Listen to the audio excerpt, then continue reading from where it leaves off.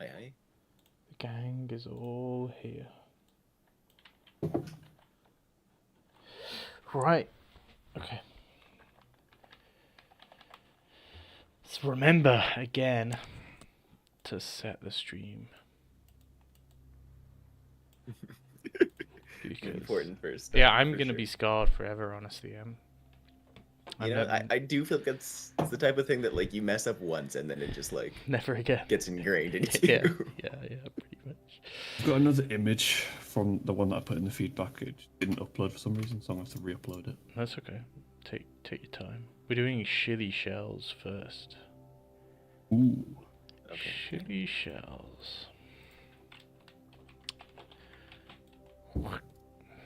Bam.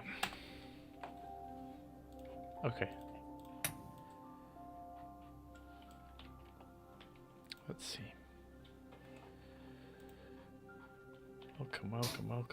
Welcome. Shilly Shells has written,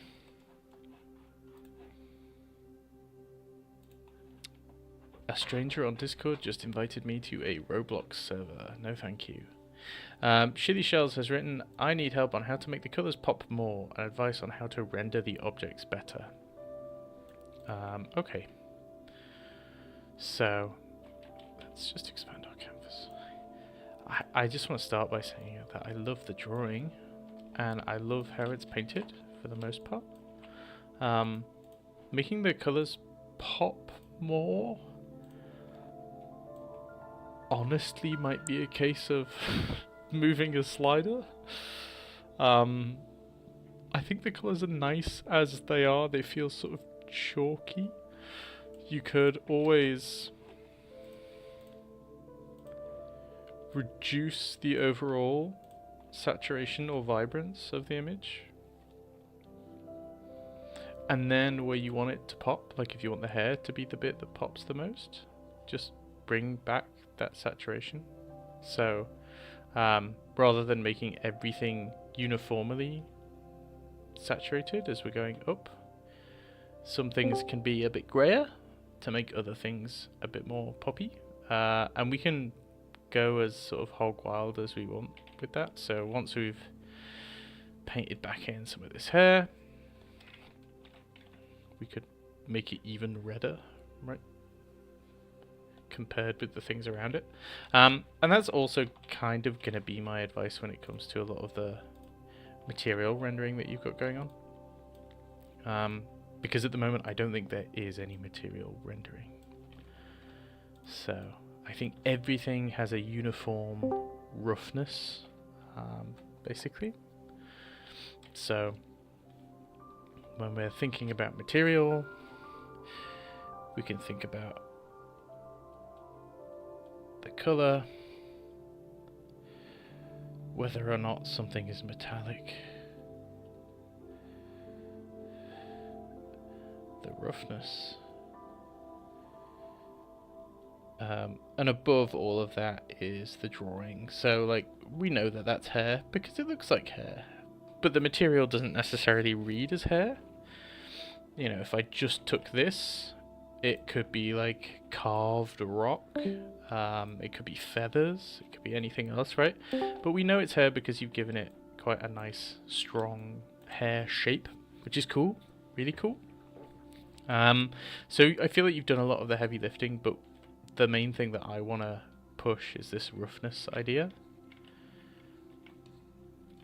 So let's have a look at this. So many people joining.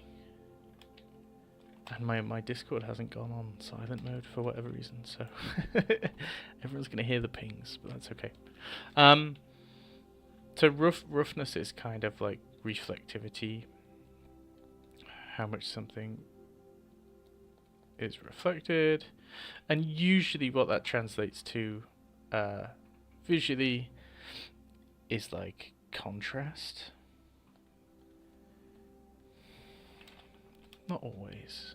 Depends what's around it, but it's sort of a visual shorthand. So if we have just a very matte object like that, then there's not going to be an awful lot of contrast. But if we have a very rough object,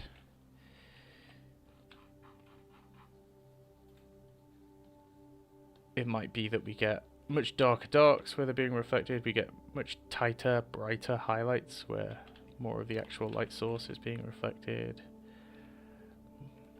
That kind of a thing. So this has more contrast. It feels shinier. There's a lot of other sort of complex stuff going on. But I feel like all we need here is that shorthand to say this is a shiny thing, this is a matte thing. At the moment, everything is equally as shiny or matte. It's all the sort of same material. So I guess we can start with these orbs on the necklace. And I guess we could literally render them a bit like that. So we can go brighter on the highlight. And we could just get a little bit darker. You know, that might be a bit much. But getting that contrast in. These are going to feel really quite nice and shiny immediately, which contrasts something like the face that's right next to it. So you get this neat little difference between the two materials, right? Now you even get that on the face itself, which you're kind of already doing, in the sense that some areas are going to be like greasier, like this nose. We might get a little bit more contrast there, like the corner of the mouth, corner of the eyes. The eyeball itself, like you have some kind of a reflection there, but if it's some kind of pure specular reflection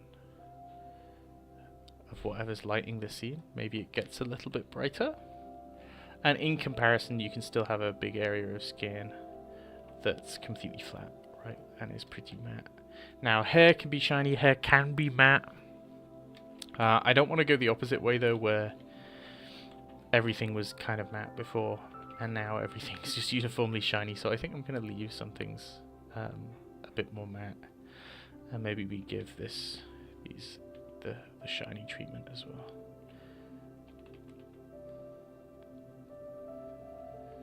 Someone in stream tell me if my Kevin MacLeod music is like 1,000 times too loud. Give me a mic check. Am I streaming on Discord as well? No, I'm not. What the hell? None of you told me.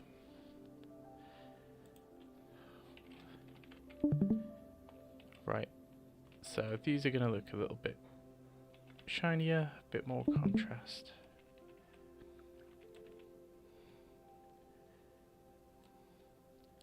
And then again, that contrasts nicely with the matte sort of cloth that's next to them. Same thing with this. You know, it could be that this gets shinier. Doesn't reflect in the same way. So, I think that begins to make things pop a little bit more. But honestly, it's lovely. It's really, really lovely. Maybe I would start thinking about unifying some of the shapes in the shadow. Darker, saturated.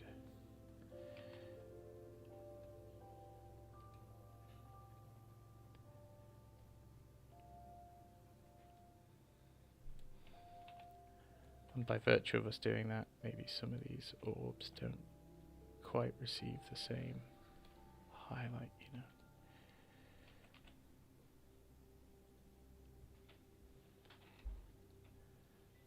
Thank you, Megan.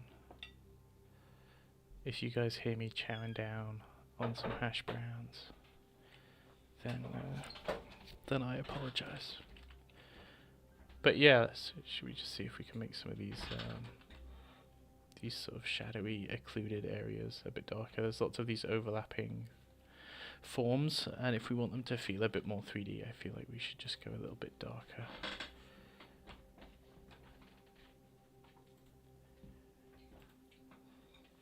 Same thing on the face. It's like where the hair is touching the skin. can we just go a little bit more darker? And when I'm going darker, I'm generally going a bit more saturated as well.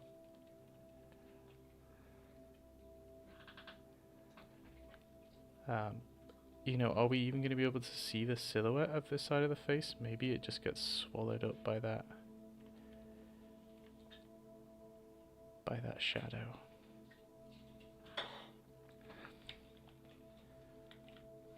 Maybe not. Something to play around with. But yeah, generally I think those are going to be my number one tips. Is difference in variation in terms of roughness, and then darkening some areas. And it's entirely possible that I've gone a bit too crazy. I think that always happens with these critiques, is whenever I'm trying to make a point, I go a bit overboard, so tone it back to whatever you think is appropriate. But I think that's going to make it pop in quite a nice way. And obviously, yeah, if you want to saturate one particular area, maybe it should be the gems. Maybe you could go even more crazy saturated with the background, you know.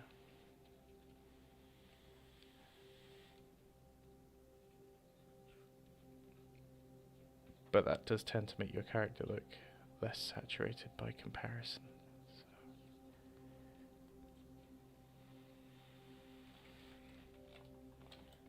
So I'm going to grab this, and I'm going to put it in feedback, and then I think you're next, Kai.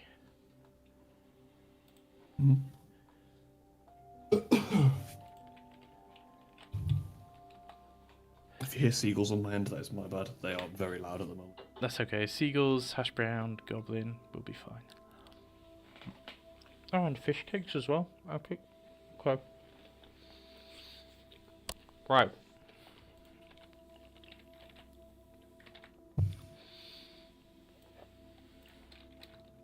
Let's group them. This is your thing?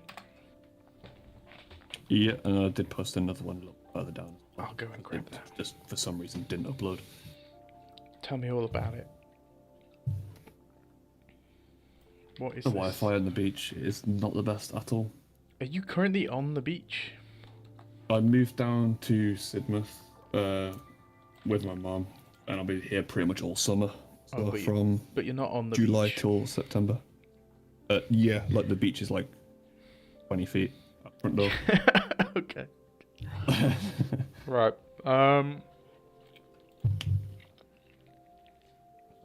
Hash browns.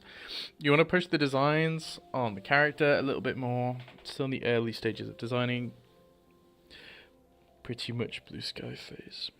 Killer clown / moth.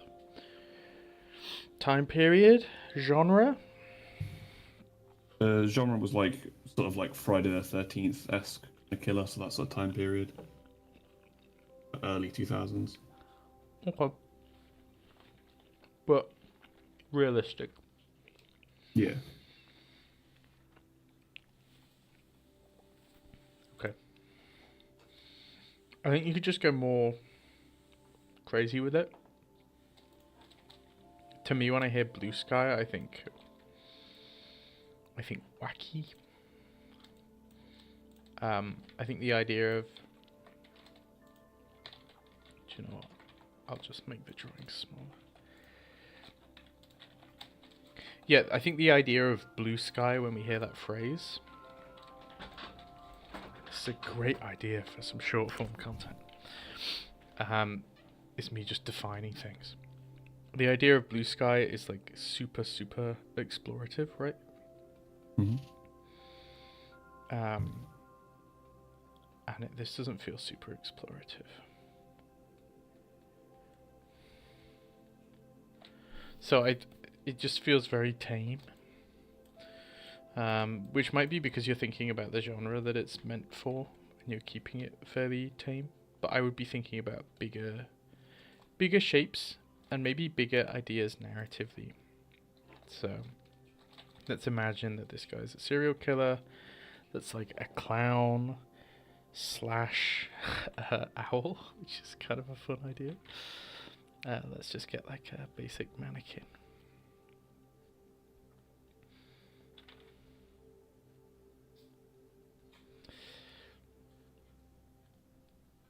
Okay. In fact, we won't even think about the arms. So what do they kill people with? The jesters have like a big, like, well, not a big, they have like a little stick that they conduct people with, and they do like acrobats and stuff with the stick. So it's something like that, with like a hammer. It'll have like a little nail that he'll throw at people. Hammer and a nail, basically. Jester stick. Oh, I see. Oh, so they're gonna have a stick. There's a stick. And how are we going to make them very moth-like?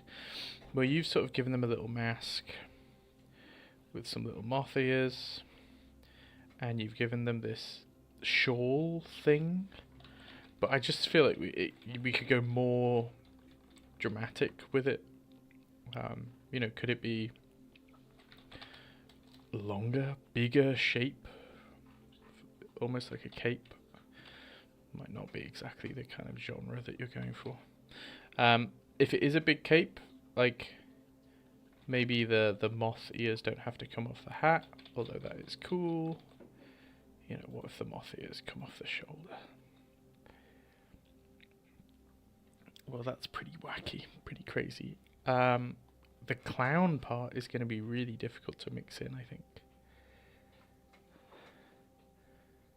Just trying to think about clown costumes.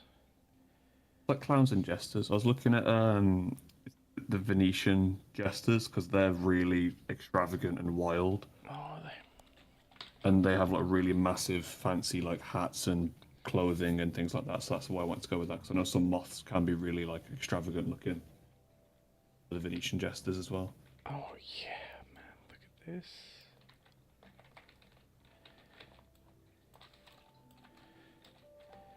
That is cool, and that's on your reference board.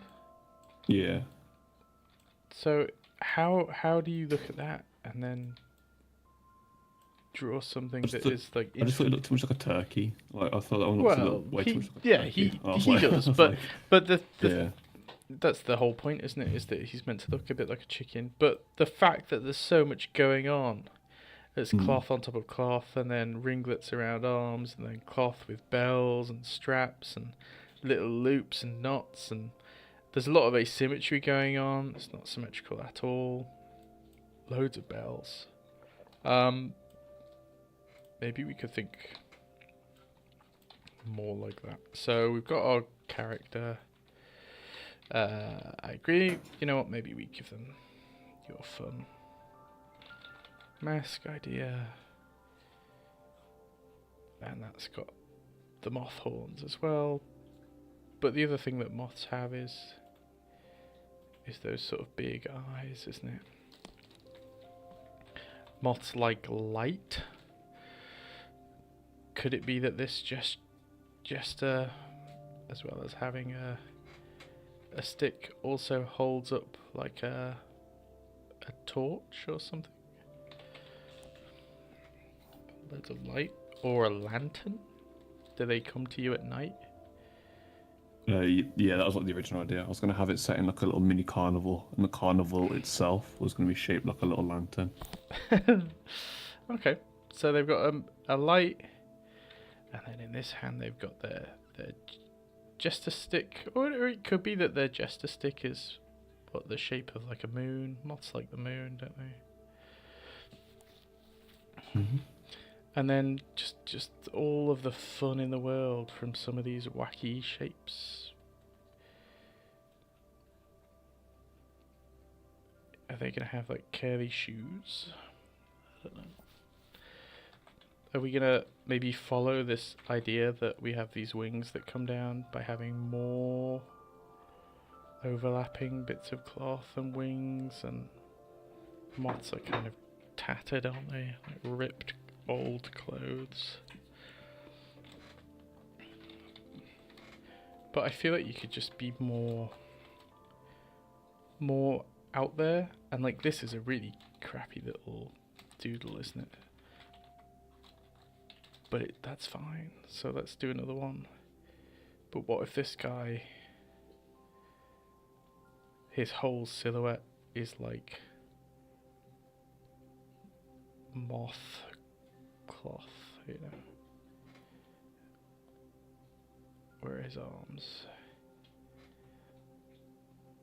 And then his arms come out. He's got his stick. Plonk. Let's extend this actually. Ooh. This arm, he's gonna have his moth lantern thing.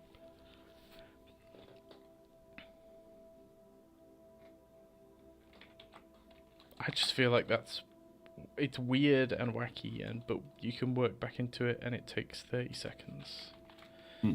So how many drawings did you do? You did 3, right? Yeah, I did 3. I have got some others, but they're like just not really a lot of anything. They were just very simple. It's a gesture that I just like redrew pretty much. I like that. Like, this is fun because you're thinking more about the function of the character, or what it does, or how it scares people, or so maybe we go down that road a little bit more, and we say, here's the character, and there's their arms. There's a hand. There's another hand. Maybe the head's a little bit too small. And they have these winged arms that come round. And then here are their legs. And in this hand, yeah, they have old lantern. But what if it's like a really weirdly tall lantern? And in this hand they've got their scepter staff thing. And then you bring back in all of those gestury, like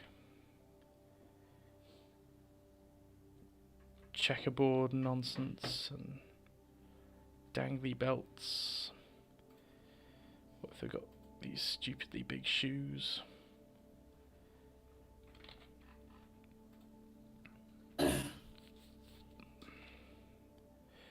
I'm just having fun.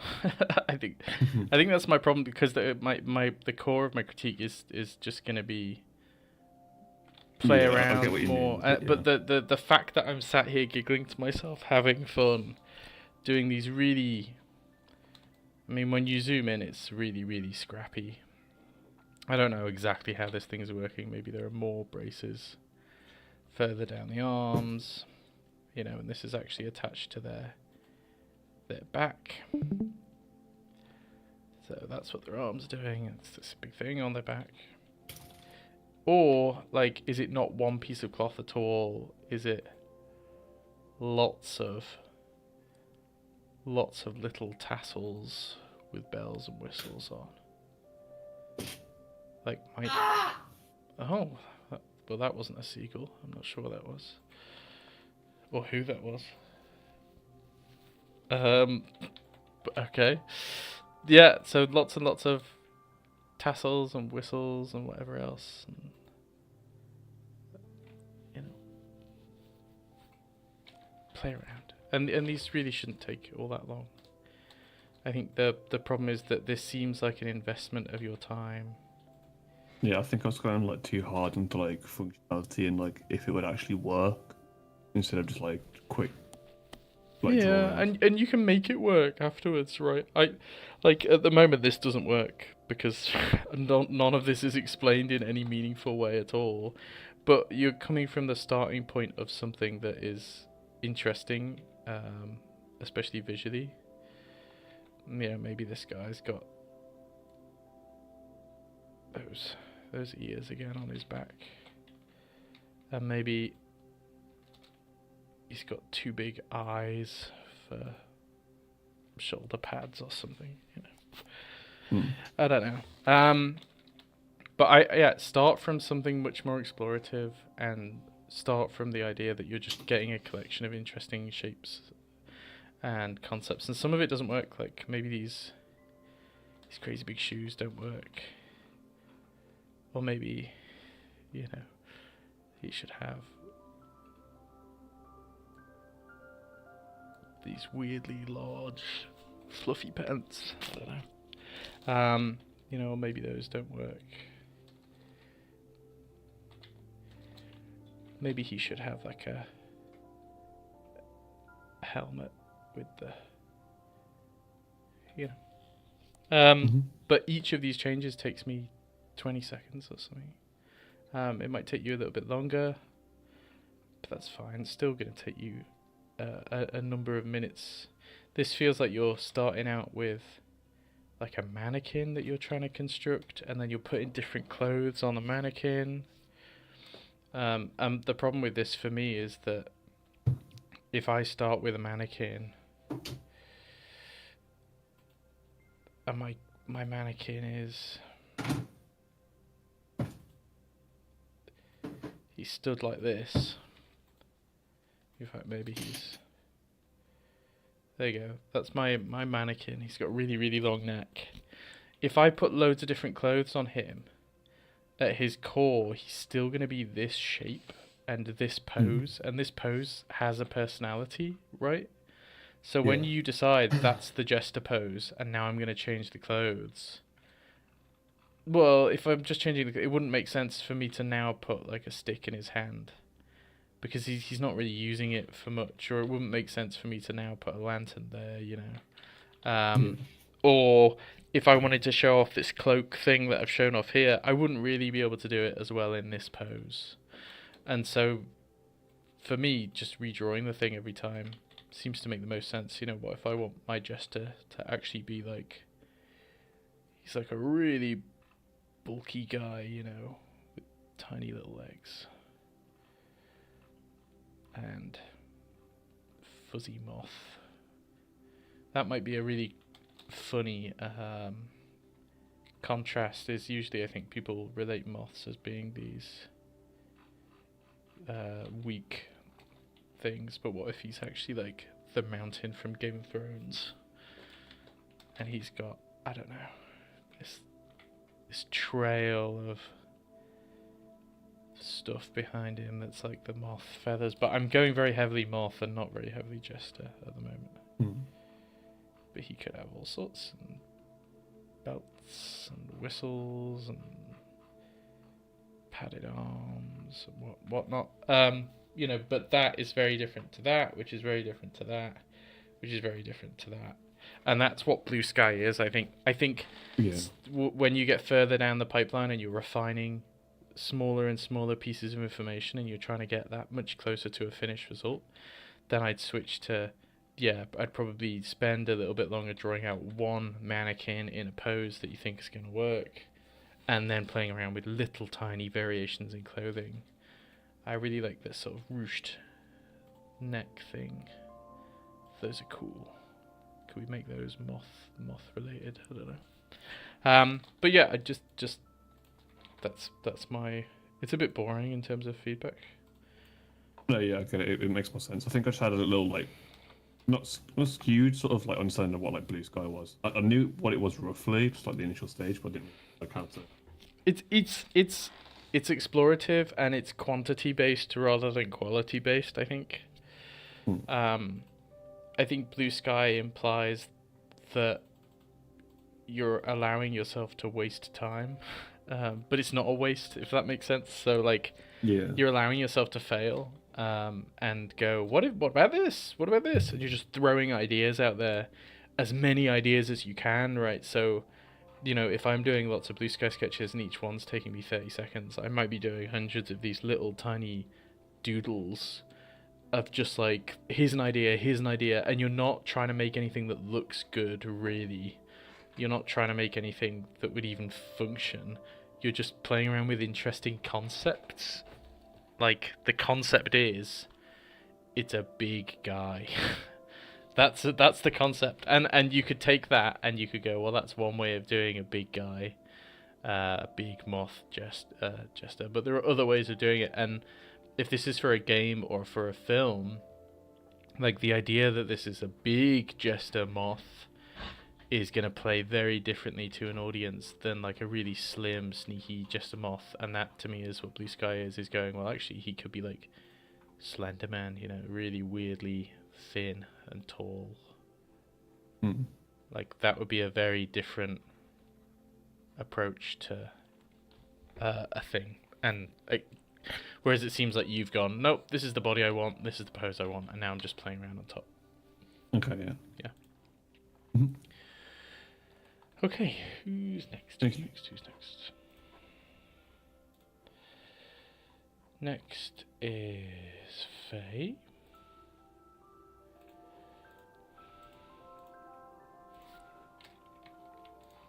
Let's group all of that.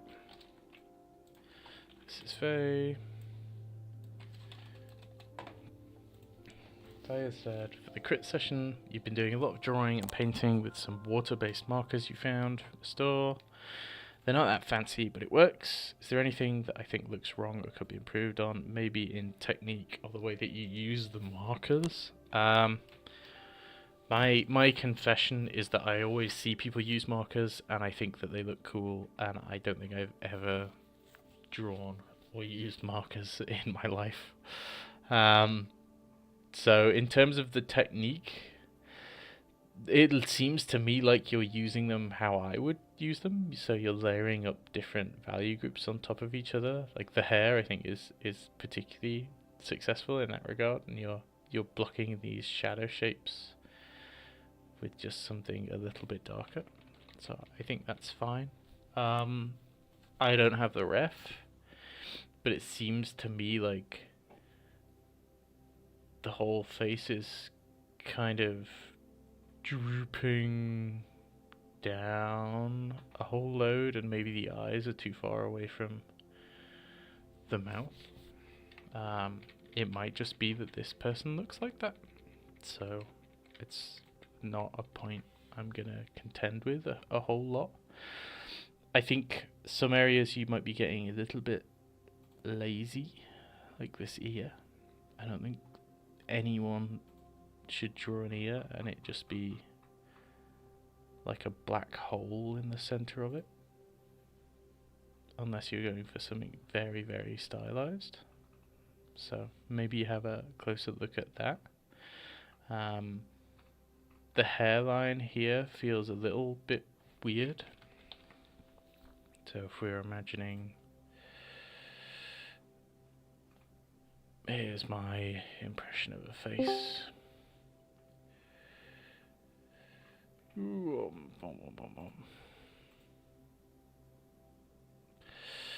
are the ears. I'm imagining that the hair on most people is going to do something like this. On men particularly, this part's probably going to come forward, and we're going to get that sort of widow's peak going on. But on most women, I would expect it to do that, which means here it would probably come across, and that would be covered in. So I think, yeah, you've given her an awful lot of forehead. Again, maybe the ref has an awful lot of forehead. Oh, there's the ref. Yeah, I don't think she has that much forehead. And I don't think her mouth is sloping as much as you've done it. So, for the benefit of the stream, here's the ref. Let's take away my changes. Let's make a new layer. So, forehead shape. It's definitely going to be more rounded. You've kind of gone at this angle and then sloped it in and then done something like that, which is very angular, and I think by virtue of it being angular it feels more masculine than it should be. Look at the mouth here. Move this. The mouth is behind the tip of the nose, only slightly, right? But it only needs to be slight because we're dealing with a face, and it's all about tiny details. So like this whole mouth should go back by maybe a centimeter.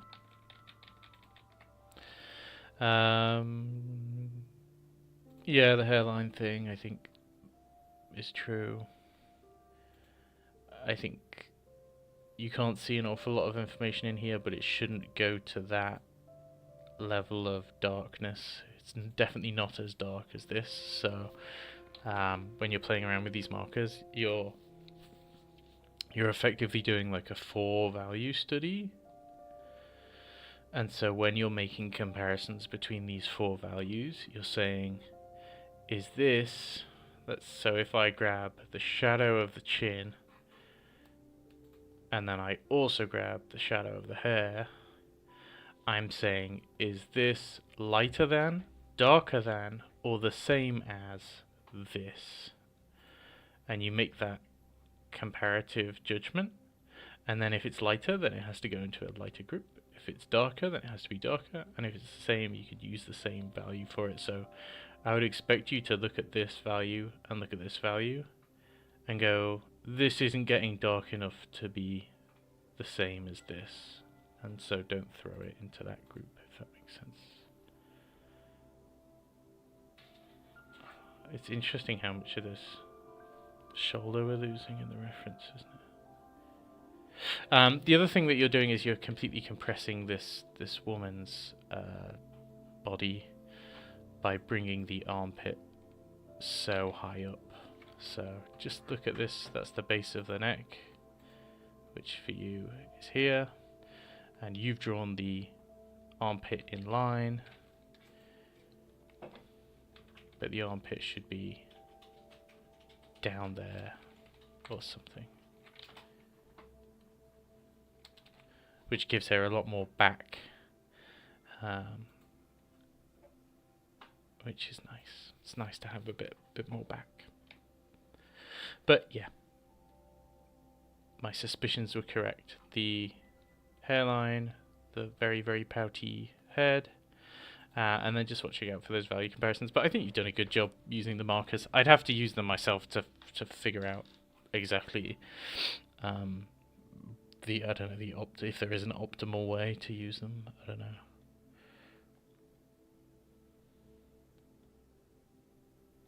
So I will screenshot this and send it in.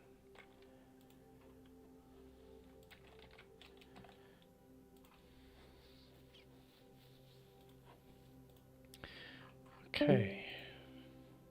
Who's next? Lad Red Art. This is cool. Let's just group these.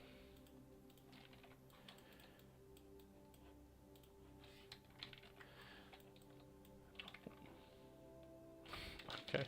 It won't let me. There it goes.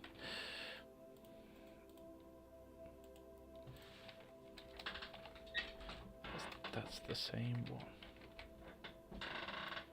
Screenshot it.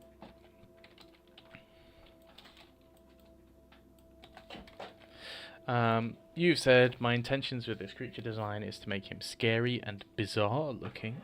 He does look quite bizarre, which is why you gave him the extra limbs and long claws, but you also wanted to give the design an element of beauty and elegance, which is why you used long curves and gave him a cat-like face. You're not sure if it works, and you'd love to get some more thoughts on it. Okay. I think my problem is I would describe it as like a pool noodle problem. Let's have a think about that. A pool noodle or a sausage problem. So, if I have a rectangle, in fact, we'll make it a deeper rectangle. Okay. It doesn't have any sense of dynamism other than this side is longer than this side. And so in that sense, there's some kind of There's some kind of ratio going on. There's some kind of contrast between short and long. Now what you've done is you've gone, I want it to be elegant, and so I'm going to increase that contrast or that ratio. And so you've squished it. So all of these shapes are really long and thin. And it kind of works, but I don't think that this is any more dynamic necessarily than this. I think if you looked at something like a motorbike or a sports car and you look at what makes it more dynamic, is they don't tend to have parallel sets of lines. So again, I'm just trying to think of a way to explain this. So if I make this front end, in fact, we'll just do something like that for now. Like, now it feels like it's tapering to a point and it's got some kind of dynamism. But if I again pool noodle this and I say, well, this side does the same thing, well, I've lost the dynamism again because it's the same width the whole way through. What I might actually want to do is grab this curve and then copy it, but somewhere else. So, like, it's a similar curve, but it's at the back. And now this shape is feeling pretty sleek and pretty cool. But you can see that it has a point where it's really wide, and it has a point where it's much thinner. And again, so let's think about how we can practically apply that to this. So the rib cage, for example, let's get an appropriate brush. I would probably give it a much deeper rib cage.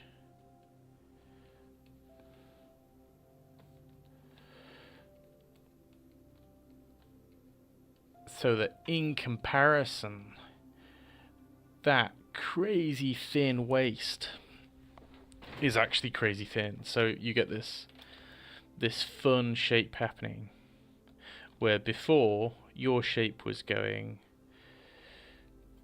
like this, and it's just kind of a sausage. And now my shape's going, actually,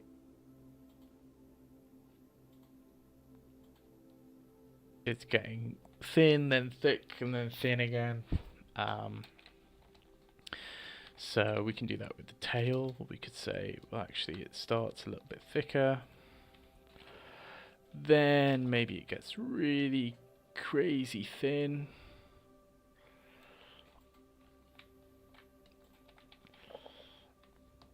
and then maybe it like really flares out at the back.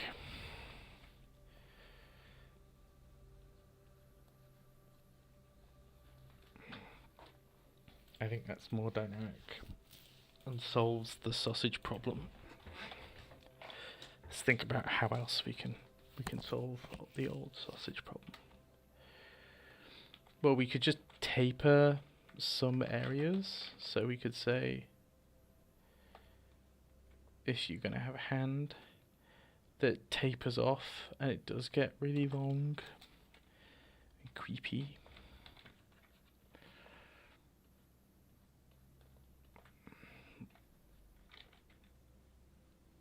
so let's just think about the shape. You know, for all we know, it gets quite thick around the forearm, and then it tapers in at the elbow, and then tapers back out again towards the body, like that shape. And this is I'm in the bushes here, because just describing what an appealing shape is or isn't is super subjective, first of all, and is also very sort of intuitive and a bit weird.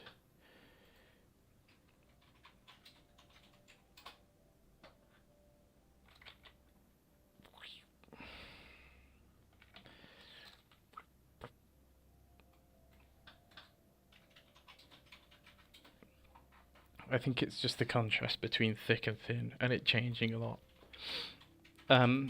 Maybe if we abstract it to other things, so before we were talking about contrast in terms of material, and I was saying that a low contrast material feels more matte, less reflective. Does that make it more boring? Well, yeah, maybe. I think as soon as we bump up that contrast, it does become more sort of dynamic or exciting or flashy. And it's the same thing here, it's that contrast between thick and thin. Whereas if it's all the same width, then it's very low contrast. You might use something like that for something very slow and something that's not meant to be scary or dangerous in any way. Like a really friendly dinosaur or something with a big long neck. That's what I can imagine. But I think actually we want to push the contrasts between shapes. Contrast is spooky and dynamic. I do it all the time, even when I'm drawing a limb, like a human limb.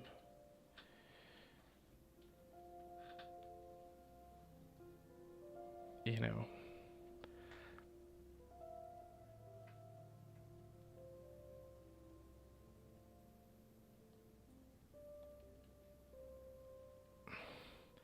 I'm still getting this thin, thick rhythm going on that I don't think is here.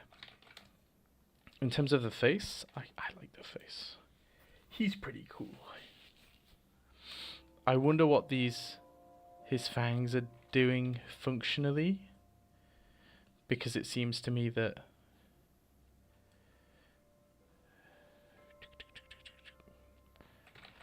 here's his head.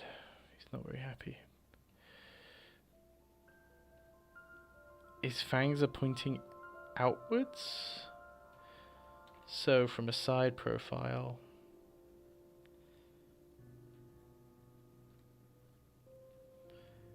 it's not like they're going backwards. From a side profile, they'd probably do something like that. It doesn't seem as useful as if they were curving back in towards the mouth and the face. Maybe they're not useful, maybe they're just like for show, like a mating display thing. They've got these big tusks that go in a funny direction. But I think about that, and then again, just that dynamism. Should it point? It depends how scary you want him to be. Maybe that would be scarier. You know, I love this idea that he's got this big crested head, but can we just push that a little bit more? And then maybe actually his neck gets a little bit thinner. Right, so he has this sort of initial poof out where there's all this hair.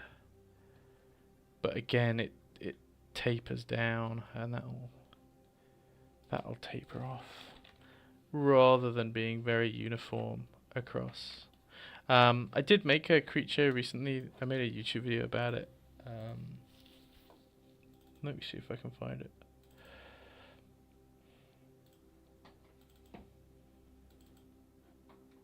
And I've done what you've done.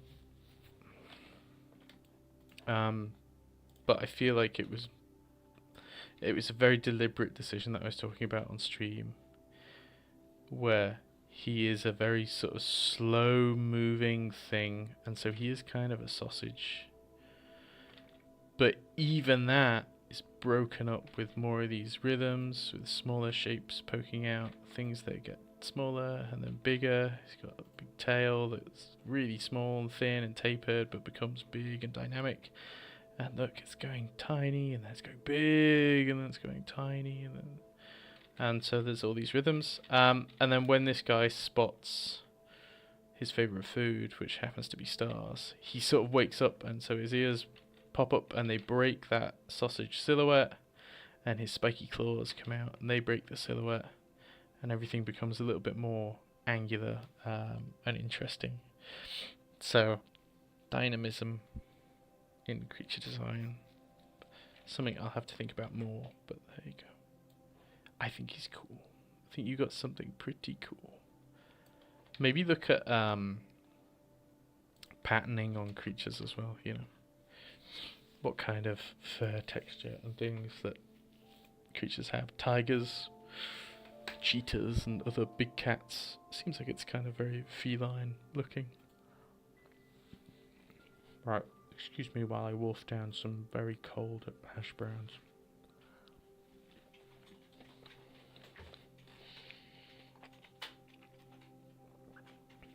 That person isn't here, so we will skip them. For now, we'll come back if we have time. Corey! Tell me about your deer.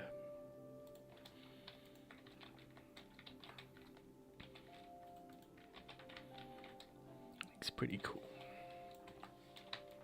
This is a chroma core thing, isn't it? You concepted it late last night in a panic because you forgot about chroma core. You didn't make it in time. Rest in peace. You're just looking for feedback on the character designs. Okay. I have feedback.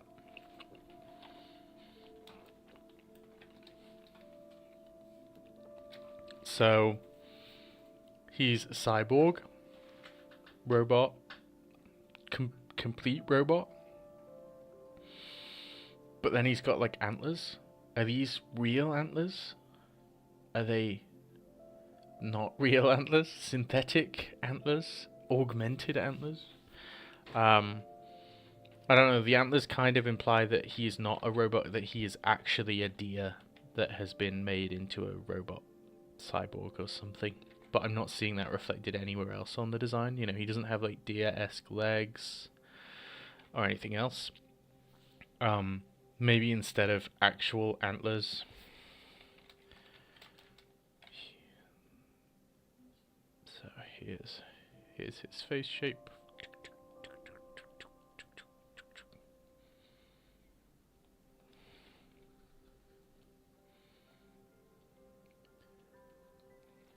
Yeah, maybe instead of actual antlers,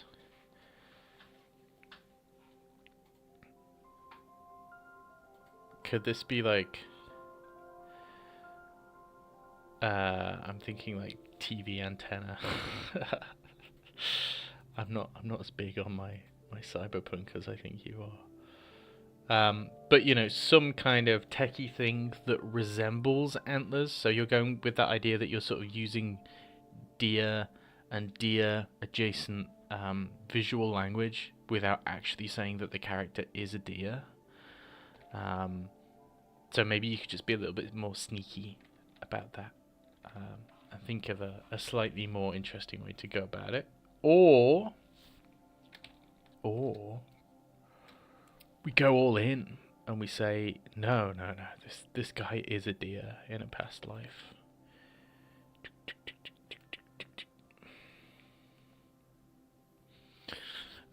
In which case, I just actually look at deer antlers because there are so many interesting deer antlers that exist in the real world, and this is not as interesting as any of them. This is maybe like a roe deer antler that is barely grown. It's certainly not going to grow like that at a point. The base of an antler is going to get all of this interesting calcified stuff, and then they've got all sorts of textures and things as they grow up and out. Then you have, elk have different antlers to moose that have different antlers to deer, but deer are just in a category of their own. So if you've ever seen this is like a fallow deer. Fallow deer have these big crested antlers that sort of come back in. But then red deer don't. Red deer have your something a little bit more like this. And then pronghorn deer, which they're not even deer, they're a kind of antelope, but people call them deer. They're like American deer. Pronghorn deer have something like these little things that come forward that look really cool. In fact, let me just get an image up of a pronghorn. They look even cooler than I've done them, okay. Because I can't remember. Look at that. They face forwards, not backwards. How cool is that? That's a cool shape. It's a cool shape that you want on top of your cool character. Rather than maybe something that is a bit more generic. What are some of my other favorite deer while we're on the deer train? So this is a fallow deer. Look at that. So it's actually got a prong that comes forward and then almost like moose-esque antlers that go back. Compare that to a red deer.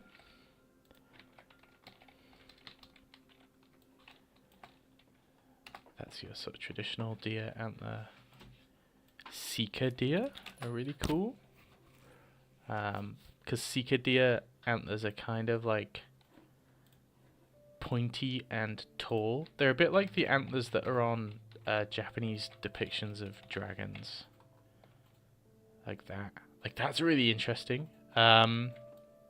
So this isn't a problem with just deer, by the way. I see this a lot, and I only ever notice it when it's about things that I care about, which I think everyone is going to have. So I'm interested in lots of animal sort of stuff. And my mum's a gardener, and I keep a lot of trees and plants and things. And so it's very frustrating when I see someone do a painting, and in the painting there is a tree, but it's just like generic tree number 3. And the person would never have any idea what kind of tree. It's not actually a tree that would ever exist. And real life trees are more interesting. So next time you're doing an environment, well, is it in a very wet area? What kind of a tree would like to live there? Maybe like a willow tree. Maybe it's very arid and dry, and so you want some kind of a tree that has a very unique and interesting look to it. So is taking something general and then just going that one step further for it to be a little bit more specific. And as soon as it's a little bit more specific, I think it's a little bit more interesting. I think we can apply that to this gun. So he's deer related, but for me this gun isn't related to the rest of his character currently. Well, can we look at the kinds of shotguns that people use to hunt deer? Let's just...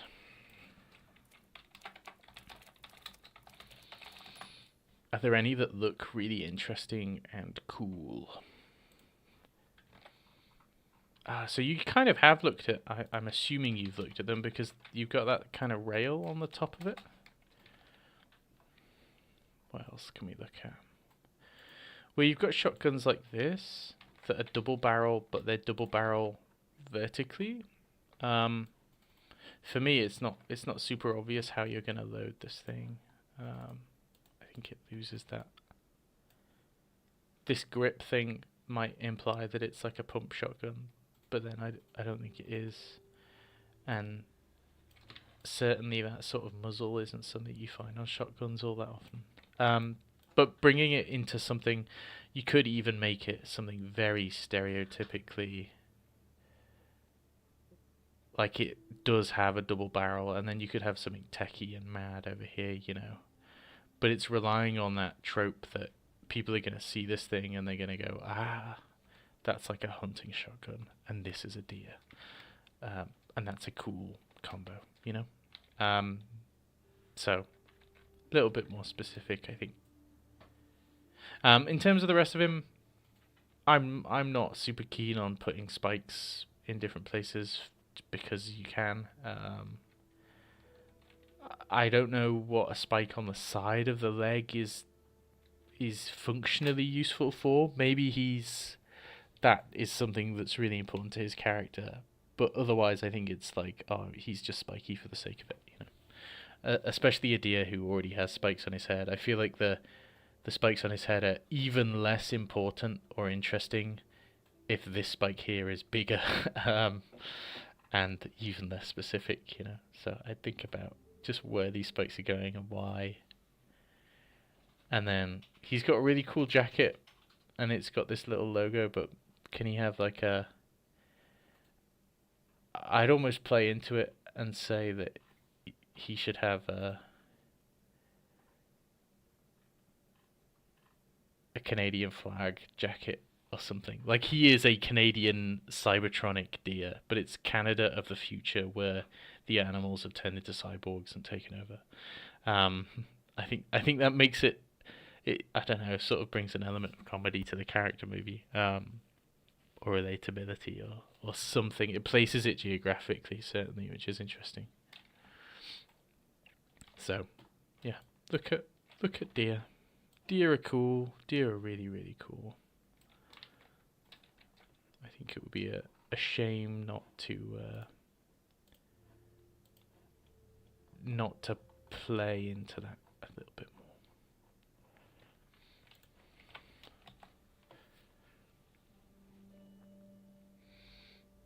Know a lot. Hey. Hello. Yeah, no, so this is same one that I had last week. I ended up there were some things where like I wish I had a bit more time to go through and explore, but I think this year my goal was to try and get like spend some time on presentation stuff and get it all like nice to put together. I'm like decently happy with it, but yeah. Where is it?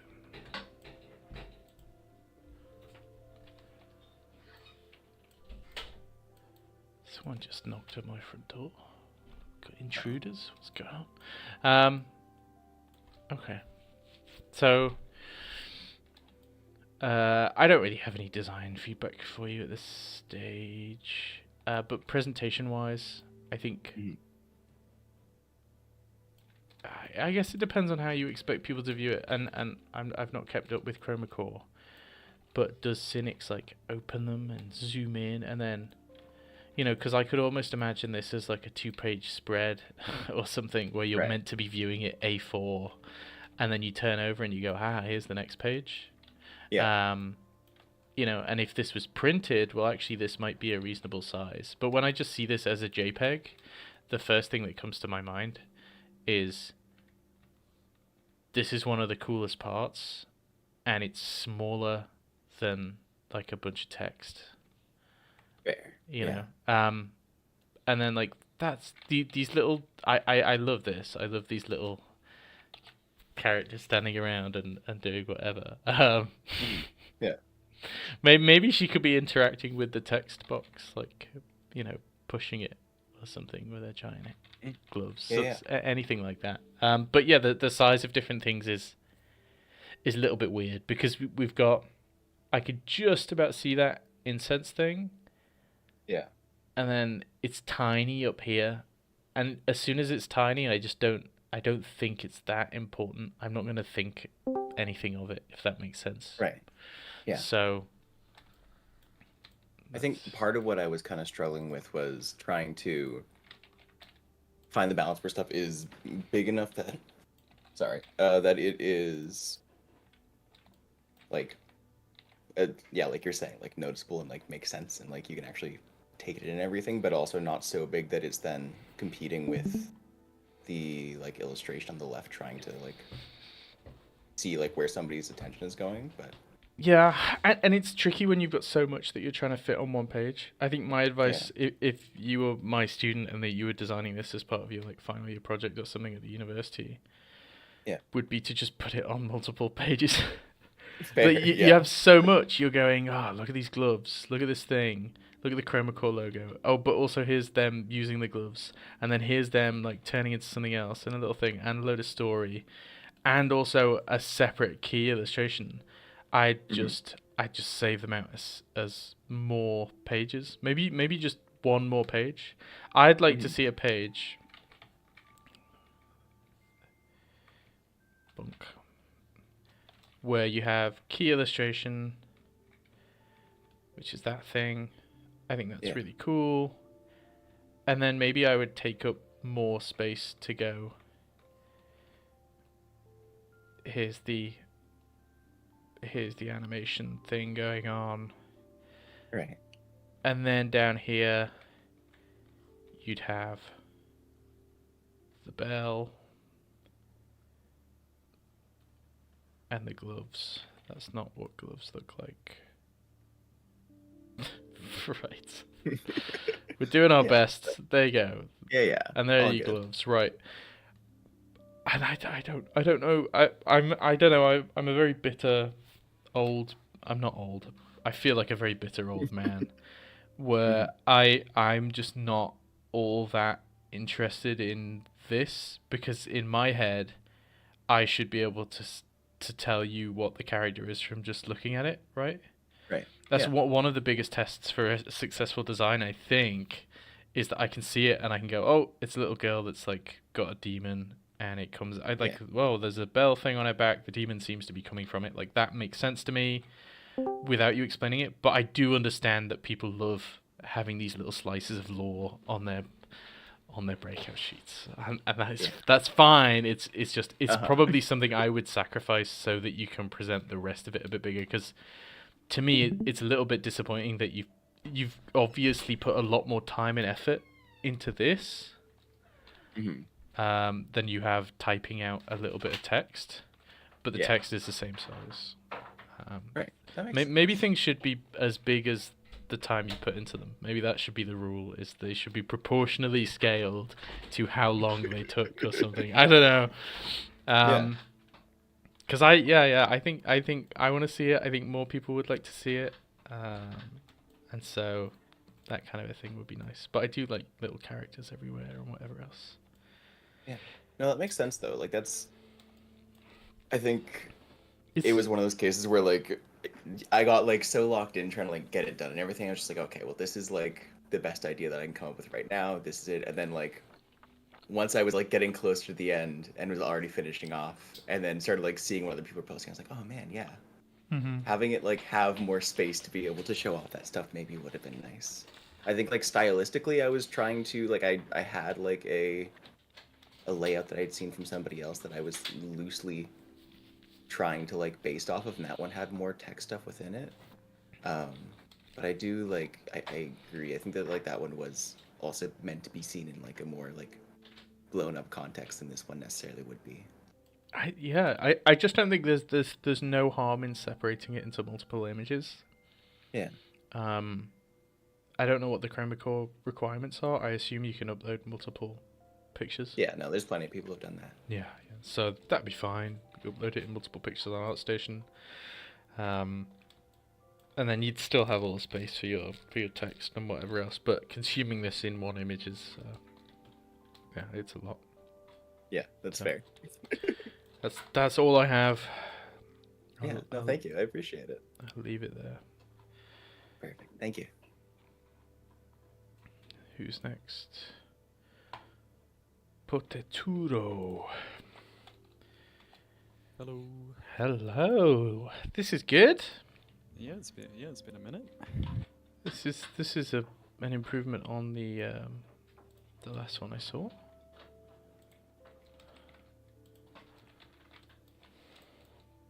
So I'm glad that the exclusive Patreon content that is what is it, £3 or something? I don't know my own prices. The exclusive Patreon content listed at £2.99, Great British pound. Clearly helped you out a whole lot. So everyone should go and check out the Patreon and see what's going on. I think. What have you written it? Oh, just you want feedback? Okay. Oh, sorry. Yeah, I haven't written much. That's okay. I think there are some areas where it's a little bit more obvious that you're not as confident drawing or painting characters. Yeah. And there's sort of like a level of fidelity that you're missing out on by not having toes and things. You know, it's a really tiny thing, and you could even represent them really simply, you know. But having them there is better than not having them there. There are a whole load of other painting things that I could lambast you about, but I won't. The main thing is that a lot of it seems kind of a little bit blobby, if that makes sense. So let's take this shape. It's doing something like that, isn't it? Yeah. But it's very obvious to me that this is a hard, round shape. Right? Mhm. And so I don't think that you should be painting in a way where you're letting your brush determine the shapes that you're trying to make. You should know the shape that you want to make, or set out to make a shape that says something about the character, or the material, or the perspective, or whatever else, and then you use your tool to achieve that shape, if that makes sense. Whereas this is this is the other way around here, right? You're going, well, there's a shape, and it happened with my brush. So like, I don't know what the texture of this, because it starts as hair, but even up here, it sort of feels, just by virtue of the fact there are lots of these hard round shapes, quite blobby, like slimy almost. Is it meant to be like a slime dragon coming out of the hair? It was kind of just meant to be scaly in a way, but also I wanted some like roundness in the hair shape, which was maybe kind of this blobbiness as well. But yeah, maybe I'm a bit unsure about it, which kind of resulted in this little mix of everything. Yeah, because there's nothing stopping you going, just cutting back into that shape, you know, and saying, well, that's a different shape. It's a sharper shape. You might not want a sharper shape. Maybe you do want something blobby, but I would, if you do want it to be blobby, I would expect it to be deliberately blobby, like, and even that, you know, do the blobs get smaller and then bigger? And then is there going to be another blob that's going to echo that, but further up, you know? Yeah. No, I get you. So just spending the extra few seconds making shapes that specifically do what you want them to do. Same thing down here. Like, this is cloth. You probably don't want it to, I mean, unless that's curving around in a very sort of complex way, and maybe you could indicate that with some light or something. You probably just want to make this a sharper, cleaner shape, right? Gotcha, yeah.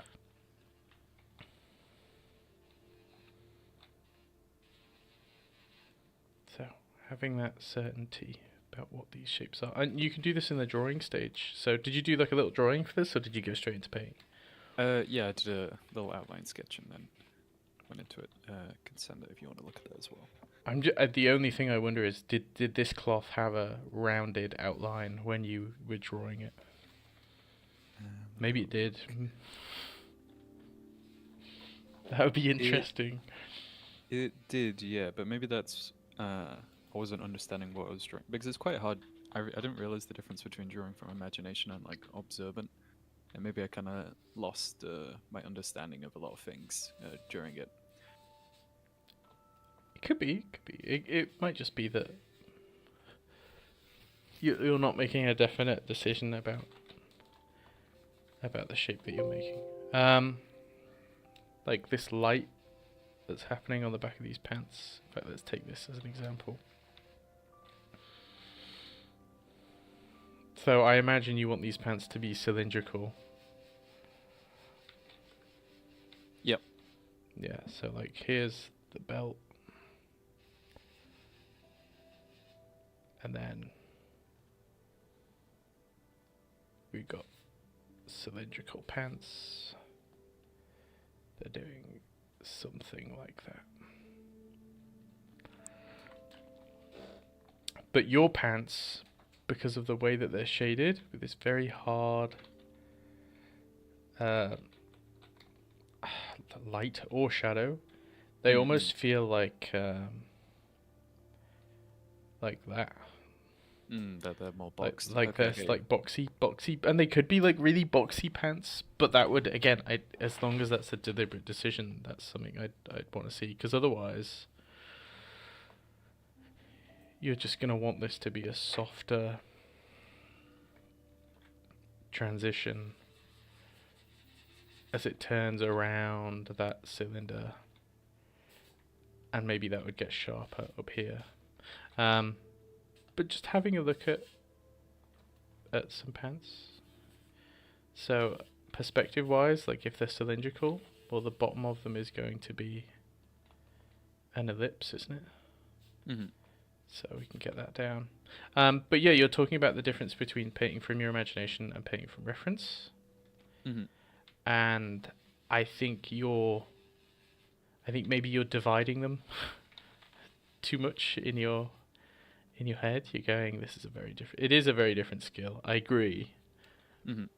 But when you're painting this guy's pants from your imagination, there's really nothing stopping you finding a picture of some guy's pants and painting them from observation on your imaginative painting.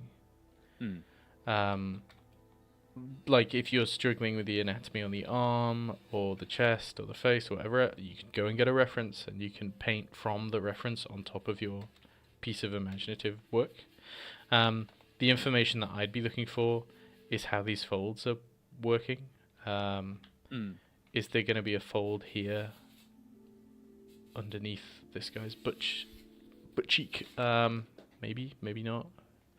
Depends how defined you want his arse to be. But it could be that he's all cheeked up and he needs that fold there to show it. Is there going to be some kind of fold here in like the back of the knee? Well, Oh yeah. like Yeah, I get you. it could be, but it doesn't necessarily have to be. Could be that this comes in and then comes back out at that fold as well. But that's where you'd want to go and get a reference of that kind of thing. You've done a pretty good job with this. I'm happy with this. I'm pretty pleased. Yeah, I think that's kind of where I started, and then I lost confidence as I did more, kind of thing. Yeah, you got to keep that confidence. And if you're unsure, then yeah, grab some reference. Mm-hmm. Grab your own reference. Do you have any trousers that are kind of loose fitting like this that you could put on and Similar-esque stuff. Yeah, I could. yeah, see how they fold. Like I think one of the benefits of life drawing, and I don't mean a naked woman in the center of a room. I just mean looking at things from real life, which a lot of people seem quite resistant to for whatever reason. One of the benefits of it is that you can see things in motion and you can alter the parameters that are affecting them in real time. So you could get these pants, set them up on a person or on yourself, and then you could go, well, what happens if I move the light closer to them or further away? And then you're not just seeing a still image of something that is being affected by light. You're seeing it change. That effect changes in real time as you interact with it. And I think that just your understanding of it skyrockets. I guess it's why science museums have so many interactable things where you can like press down on a thing and see that effect, the cause and effect happens somewhere else. So you could, you could put your leg up and you could go, well, what's happening with these folds? And what happens when I then stretch out my leg? Like, how does the fabric drape in comparison? You see it move, and that's the thing that I think sticks in your mind more than just the stationary state that something's in. This dragon hair, this is like a sentient being, isn't it? Yeah. Maybe its eyes are just a little bit dead. And maybe its tongue maybe we take the color that you've used for the bubblegum. And do that. Oh, that's a good idea, yeah. Its eyes being dead they just should be more reflective, I think. And they should probably have eyelids. So just that slightly darker surrounding area to imply that they're encased in something else. And then back here, for some reason your eyes are like getting really dark as they get further away. So this should make them darker again. But yeah, he's fun. Yeah. He's very fun. He feels like he's definitely got a more sort of solid personality compared with the other one, right? He is now a fighter monk with a dragon pet. Like, that's cool. That's very cool. So in terms of painting, don't let your brush dictate the shape that you're trying to make. And then just get a little bit more specific with some of this information. Bring in references, set up your own references, and appreciate how they work. And I think you'll be set. Thank you very much. If you're really struggling with the difference between painting from your imagination and painting from references, then I would start doing a series of exercises where you do both. I can't remember if I've spoken to you about this before, so if I am repeating myself, I apologize, but maybe this will benefit other people in the stream. So you get your reference picture, and it's a person, and so you copy the reference picture and you draw the person, and you're going, well, that's working my... effectively, the skill that this works is a little bit of observation, but the main skill that it works is just how you can handle the media that you're using. So whether that's traditional media or Photoshop, like, this is how well can you pick colors and how well can you use the brush and place things back down with accuracy.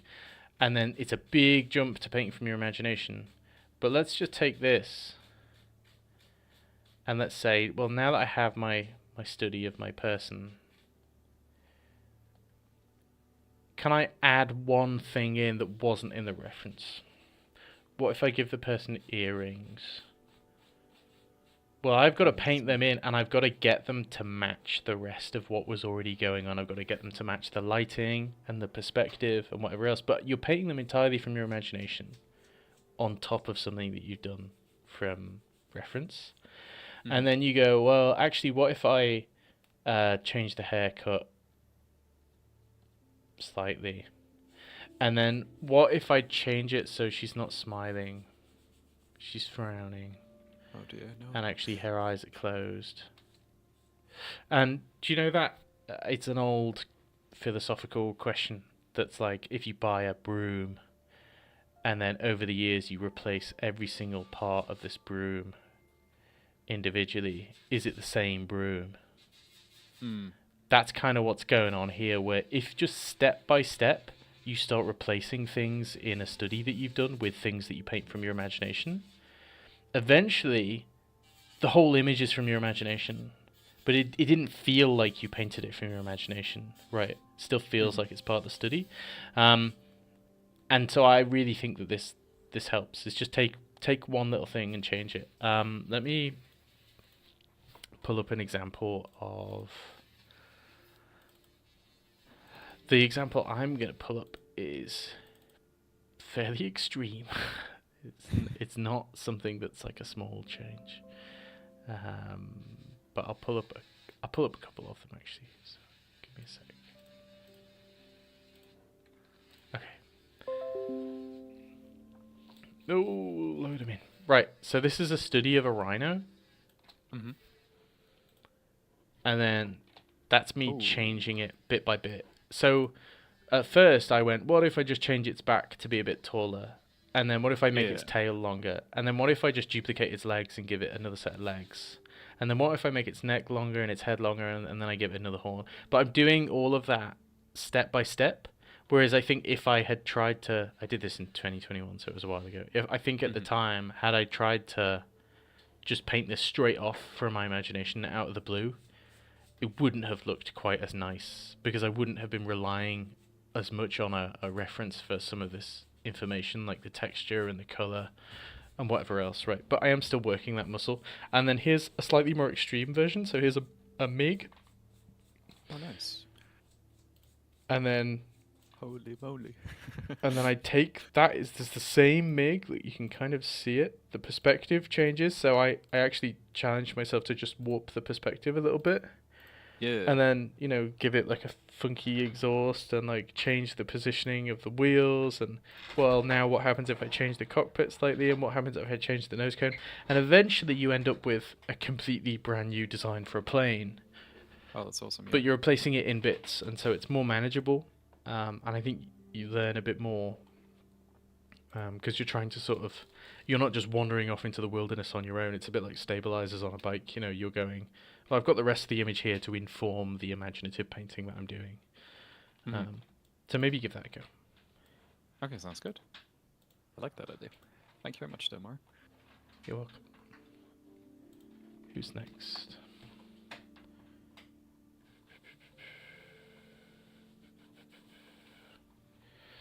Cal is next.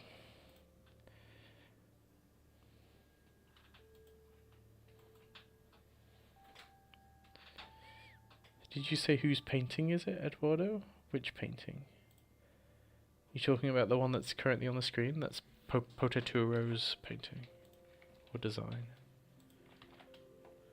Unless you're talking about one of these, in which case they're mine. Cal has been trying to improve with anatomy and proportion and would appreciate some guidance. Do you have the reference images that you used, Cal? Unless these are all from imagination.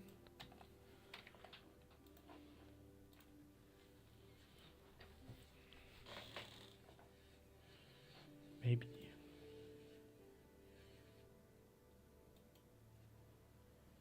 Cal? Are you there?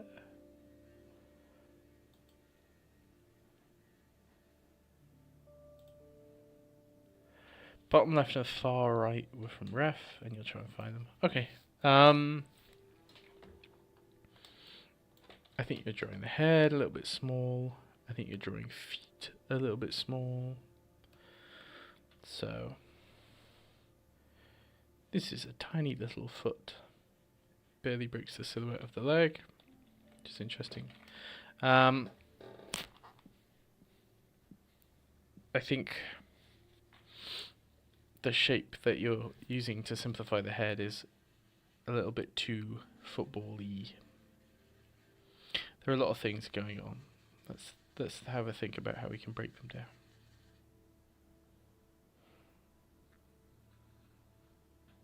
Okay, let's just take this one because it's from imagination, and so maybe it'll be the most useful to have a look at.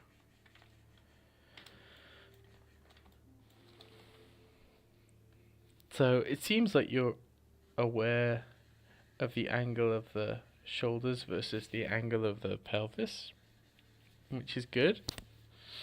But because these two angles aren't parallel and they're not going to line up, there has to be some kind of squash and stretch somewhere. Proco's got a really good video about this, about beans. I don't know if you've watched it, where the idea is that you can stack two beans on top of each other, and depending on the angle of them, you know, one side of the bean is squishing and the other side of the bean is stretching, and that makes something that's fairly realistic.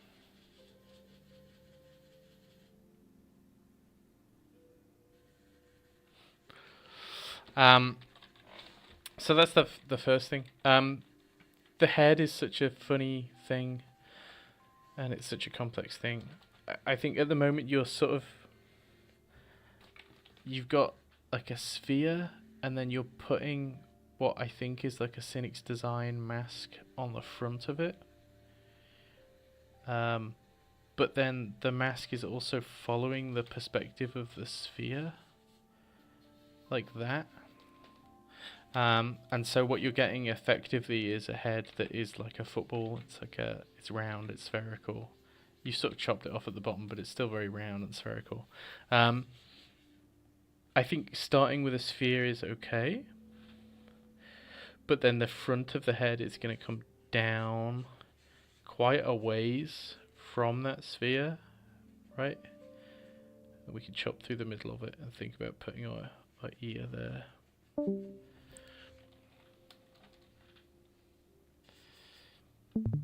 We can put a nose in.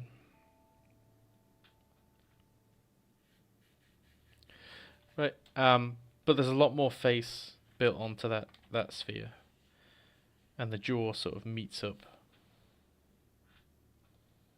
halfway, if that makes sense.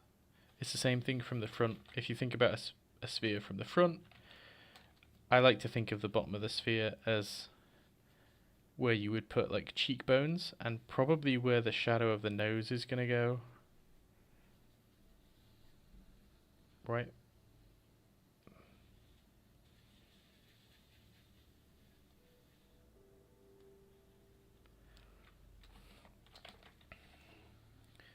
Let me check VC.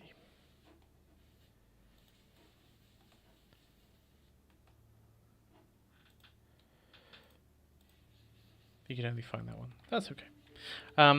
But yeah, I think the core of what I'm saying is that the simplification that you're using is wrong. So you, even if you did place it perfectly in perspective, which is a struggle, it would still not represent the thing that you want it to represent. Now, you could represent this as a kind of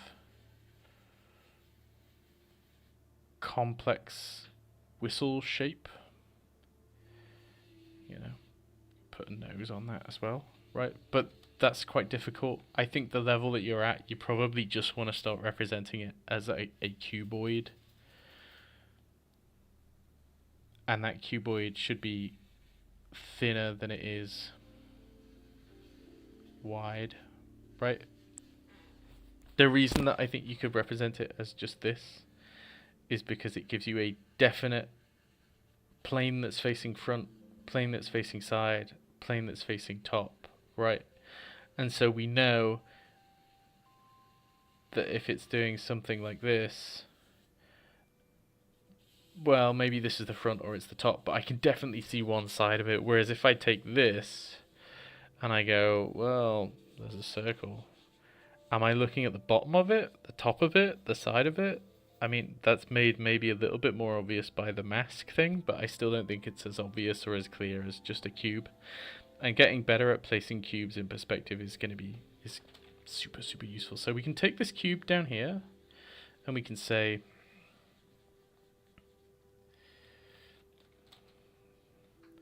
here's our default cuboid. The next step is to make that sort of whistle shape. So you just cut a chunk out of the back of it. So do you see how there's this, it's almost like this chunk here that's plopped out. And then once you cut a chunk out the back of it, well, you could start angling the front of it.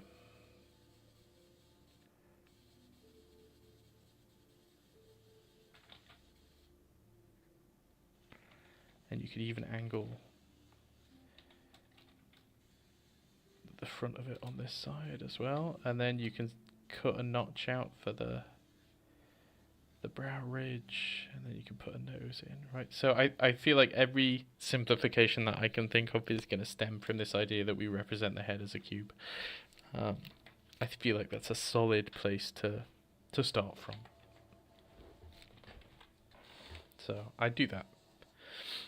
I think some of your limbs are getting a little bit chunky, and you're getting the what I might describe as the sausage problem. where it's not tapering quite as much as it might want to. And you are drawing a place here where a joint would be, but the knee that you have here is probably going to sit on top of these two joining forms, a bit more like you've got here, rather than wedged between the two of them. Another problem that you're having that I think you should be aware of, I don't know how easily you're going to be able to solve it at the moment with the sort of level of perspective that you're at, but I'll just make you aware of it, is that you have different focal lengths affecting different parts of the body. So how can we explain that? So this is a cube with a very, very telescopic focal length. And what that means is that each set of these parallel lines are not really receding to a vanishing point all that quick. They're still kind of parallel. Okay? Now if the focal length is much lower, and this is a camera term, so if the focal length is much lower, then it might be that our cube feels a lot more 3D, like it's coming out at us. And all that means is these lines are receding much faster to a point, like they're going to meet sooner, if that makes sense. I hope that makes sense. Okay, and what you're doing is on your drawing, you're saying that this part of the body we're going to do in this focal length, and then this arm we're going to do in this focal length, like it's zipping off into the distance in perspective crazy fast compared with some of the other things that are going on. The solution for this isn't to like measure the focal length of what you're doing, it's just to become more comfortable representing 3D forms in perspective. How much sort of perspective drawing have you done before you've moved on to figure drawing? That's always an interesting question. Have you done much like, you know, cubes, mirroring planes in perspective? I love a good mirrored plane, so we can get a mirrored plane, and then we can say that's our mirrored line, and like that is the mirrored version of that plane. Can you take planes and stack them on top of each other? And as you're stacking them, are they rotating or getting further away or whatever else? I find that people tend to, and I apologize if this doesn't apply to you, you'll have to let me know. I find that people tend to jump straight into the first thing that I'm going to do in perspective is I'm going to construct the human body in complex poses. And I think there are bigger issues at play in terms of focal length, just how confidently you're able to place some of these cylinders and things next to each other, that you could just play around. You could say, well, here's a plane in perspective. Like, can I just place cylinders on this plane?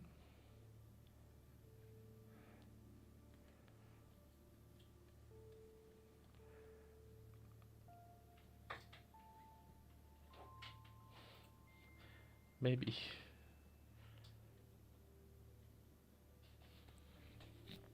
I don't know. So yeah, I'd think about that. So the main thing I think that you're doing wrong in terms of your construction, just to recap, is this kind of head shape. I'd go for a cube. I think your limbs are getting very sort of wide and sausagey. I think maybe there should be a more serious taper to them. So I'm running out of space. I'll do it here. So there's the top and bottom. Like there's a more serious bend or taper in, as one part's getting thinner and another part's getting thicker. And then watching out for focal length of different limbs changing is a really tricky one. All of that fundamental perspective stuff is just you can't practice it too much.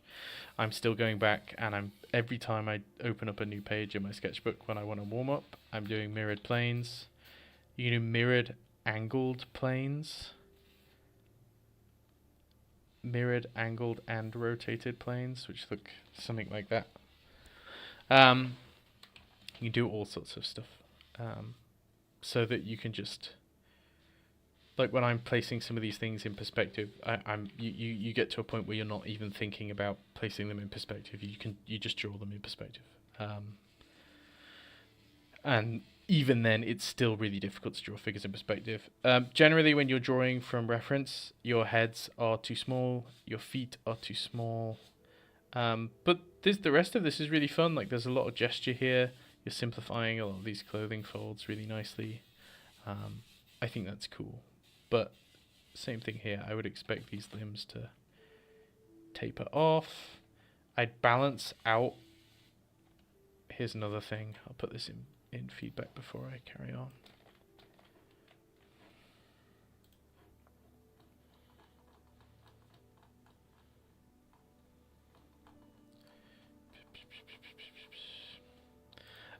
I'd just be really careful when you're learning this stuff that you're balancing equal parts construction with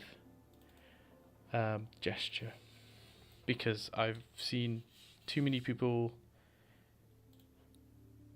get lost along the way. So let me find.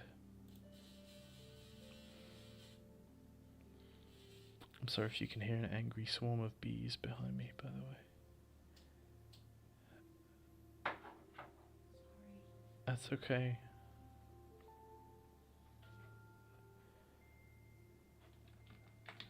Okay. So this is what you're doing. I did these on stream, I think, so you can watch me draw these and how I was drawing them and what I was thinking about. And even I'm still using this oblong rectangular cuboid thing for a head. Some of these shapes are really, really simple still compared with the shapes that you're making. Like, I feel you're trying to get in indications of muscle and like where the rib cage is and the belly button, and then you're figuring out all the stuff with the pelvis. I think simple first. Can you get it to look good just with those really, really basic shapes? Can you get it to have a sense of weight and gesture, and it really be solid in perspective? And then maybe you can go, actually, I want to indicate, the bottom of the rib cage as it goes round, or I want to begin to indicate some of these muscles that are going to attach on at different places, what have you. So I do that, and then I do equal parts that, and I do a ton, and I mean a ton of this, which is very, very basic gesture drawing.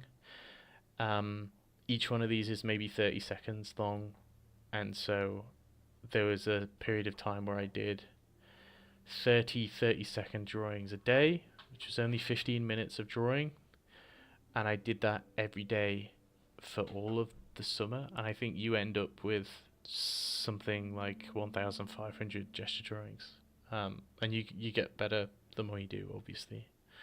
But yeah, balance these two out, because otherwise you're going to get completely lost in construction land, and you're going to forget how gestural something can be. Like this pose here.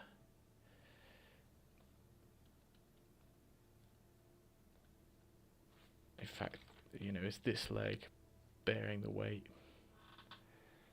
and then this crossing over or something. Like you can be so in. I don't know how to explain it using words I haven't already.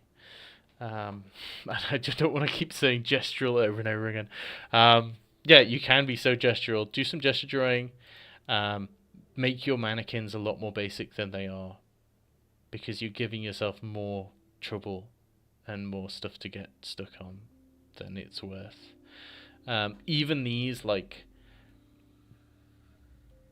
I'm doing this thing where I'm breaking up the rib cage, and then I'm attaching it to the pelvis, and then my pelvis is kind of like a Lego pelvis. But you don't even have to do that. You could just, here's a box, here's a connecty bit, and then there's another box. I'd be happy with that. And again, boxes have a definite front and side to them, so we're getting that idea that this is twisting as it goes down further away from us in perspective, and this should look really solid. This should look well drawn, and like it slots together. So that's my feedback. Sorry if it's a bit much. I do these every week, so if you want to go away and do some perspective exercises and bring them back, I'll be happy to have a look at them. Jesus, Eduardo, you've posted a lot of stuff. If I had to look at one of these, because I've only got... Exactly. Actually, I had even more, and I thought that's a lot. So the most recent one, which I think will be most relevant, is I'll reply to these here. These here. Let's have a look. What are you working on with these textures? Yeah, so I drew there's a progression, right? First I drew from imagination. Mm-hmm. Then I did those studies. I got like, I don't recall the name of the artist, but the C was Booth. No, was it Booth? Right, it was like a fairly famous guy from like the 20s or something, or earlier. And then I tried to apply them. Change up my drawing. That was it. Let's have a look. Of course, if there's anything other than textures, right, like anything at all. Yeah, I think the perspective looks a little bit funky, but we'll talk about that. Okay. Let me just grab all of these. So this is the sketch? Yeah. Yeah,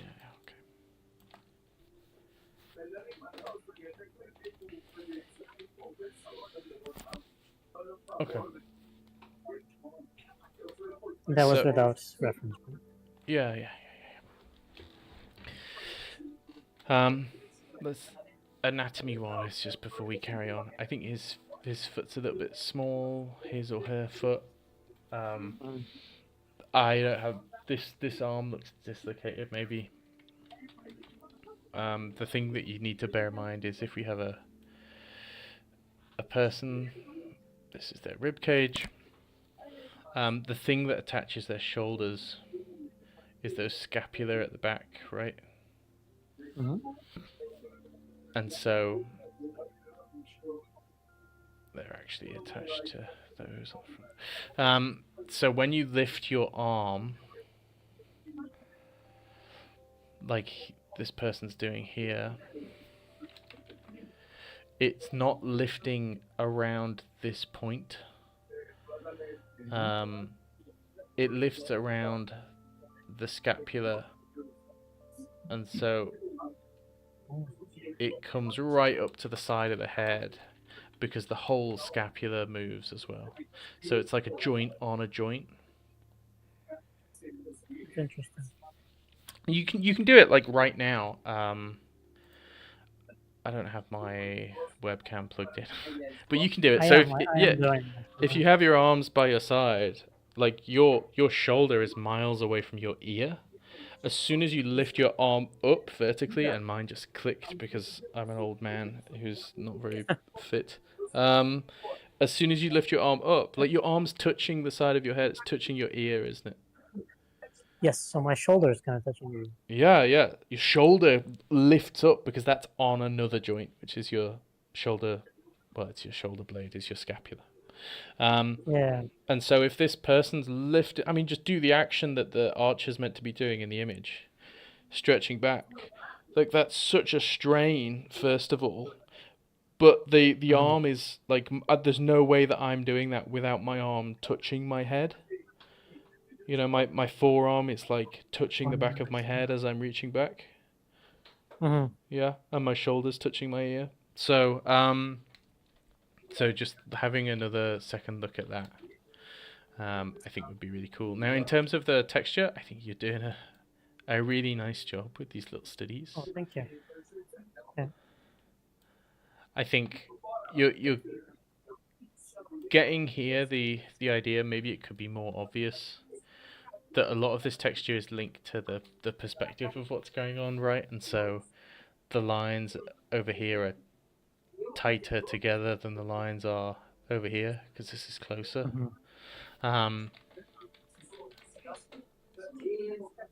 Should they be thinner as well? The further they go? Not necessarily. I mean, I guess they could also be thinner, but I feel like just how well spaced they are would change it. It depends on the artist tools. Like, I don't think they might be. They're not dramatically thinner over here than they are, but they could be, and that would add on to it as well. But you want to be careful about making lines that go sort of infinitely thin. You know, if I had to draw something even further away, would I have like a 1 pixel line? That might be a bit ridiculous. This tree's fine. Some of these lines I think could curve and bend. I think on yours, a lot of them are maybe a bit more straight than they could be. But they're pretty straight in the references, aren't they?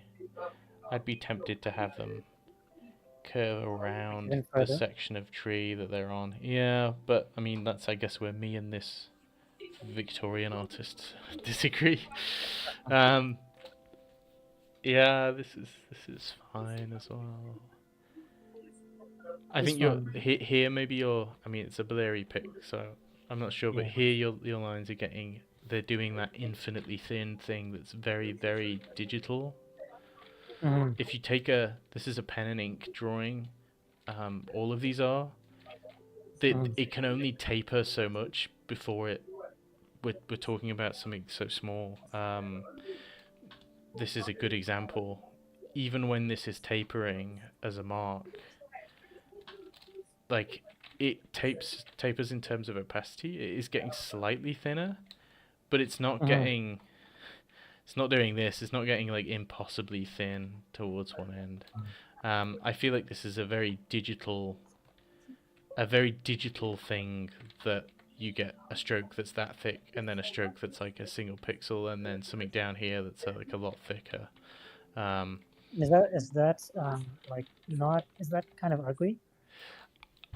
Personally, I feel like it kind of disrupts a lot of the flow of the image, because like,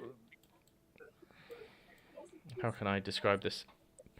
I think the size of the brushstrokes themselves aren't important because it's how well spaced they are. So if I decide that this is the size that my brushstrokes are, right, and all of my brushstrokes are the same size, like the spacing and the angle tells me what's going on, like what's happening here, you know, but if I start also injecting more lines that are like infinitely thin and a bit weird, it starts to feel sort of scratchy and maybe not as confident, like you're not as sure of yourself when you're putting down some of these, like searching, especially some of these up here. They're kind of like, they just don't feel as deliberate as they do in the artist's version. These feel like they're very deliberately and maybe slowly. Like I don't know how slowly you were putting these down, but one of the joys of watching, I think Photoshop might have just crashed. I hope not. Is the stream still up? Yeah. Okay, I'll carry on talking. One of the joys of watching someone like Evan Amundsen or Kim Jung-Yi or Karl Kopinski sketch and draw is how slowly they draw. And you don't realize how slowly they draw. But it's, even the hatching? Even the hatching. Hmm. Okay, Photoshop. Is it just this? I can change layers and everything. Oh, I can draw on another document. I think it's this one document. Let me open up a new document. So Joe, actually, my camera wasn't working, but just while you're doing this, like the joint thing, like two things, right? Like, does it pivot off of the point of the scapula that's further the center in this case? Yeah, Like close, it yeah? seems to pivot at the point of the scapula that's closest to the spine. Okay.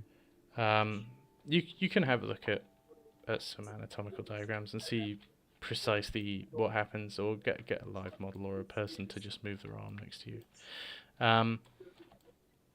But yeah, I think pacing is a really weird thing, because I think we all start from the point where we look at artists that we love, and it looks so gestural and flowy, and I think we connect that gesture in our minds to speed.